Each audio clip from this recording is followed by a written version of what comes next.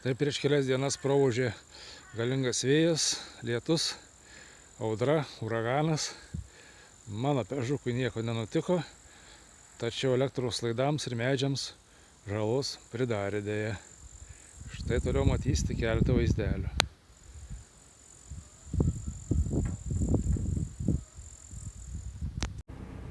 Štai matome ant važiuojamos dalies šėtoniškas oras, vienu žodžiu.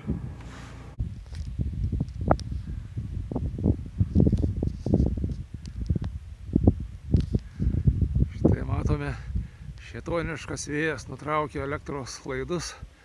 Taip suprantu, čia aukštos įtampos. Man taip ir knieti paimti ir patraukti.